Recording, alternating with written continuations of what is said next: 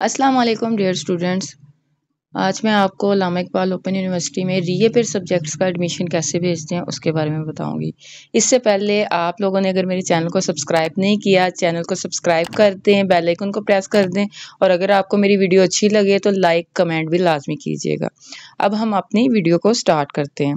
सबसे पहले हम यहाँ पे CMS ID को लॉगिन करेंगे, यानी कि यूज़र ID और पासवर्ड टाइप करेंगे। CMS ID और पासवर्ड जो है वो मैंने टाइप कर दिया। अब हम साइन इन करेंगे।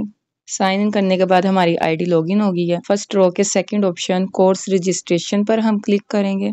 देन स्टूडेंट इनरोलमेंट को सिलेक्ट करेंगे। ये क्राइटेरिया ओपन होगा। यहाँ पे जो सर्चिंग बार है, अब यहाँ पे हम टाइप करेंगे, हमने रीअपीयर सब्जेक्ट का एडमिशन भेजना है तो 199 टाइप कर देंगे।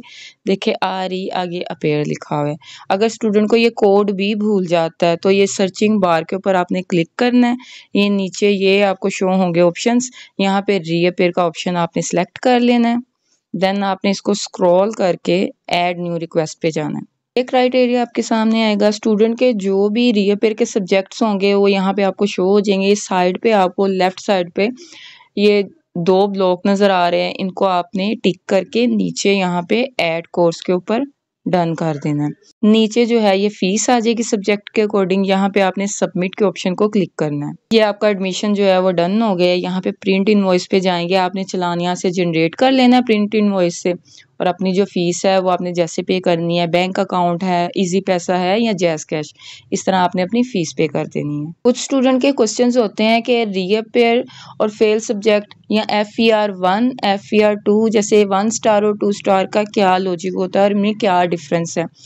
जब स्टूडेंट असाइनमेंट में पास हो लेकिन पेपर में जो पासिंग मार्क्स हैं उससे कम नंबर हो, यानी कि पेपर में फेल हो, तो FER1 FER2 या 1 स्टार, डबल स्टार या फिर रीअपीयर, इन सब चीज़ों का मतलब एक ही है।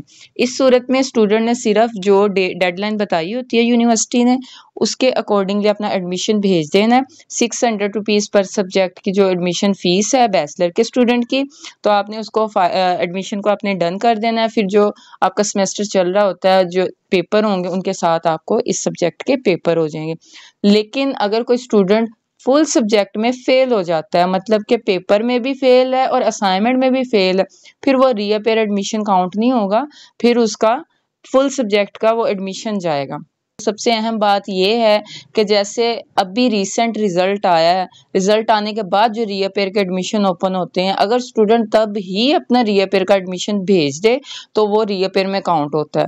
अगर वो डेट निकल जाती है या फिर स्टूडेंट कहता है कि अगले सेमेस्टर के एडमिशन में रीअपीयर का भेज दूंगा या अगले साल भेज दूंगा, तो वो रीअपीयर की टाइमिंग खत्म हो जाती है, वो आपका रीअपीयर का चांस खत्म हो जाएगा। तो फिर आपको उस सब्जेक्ट का एज अ फेल ही काउंट होके आपको उस सब्जेक्ट का पूरा एडमिशन भेजना पड़ेगा।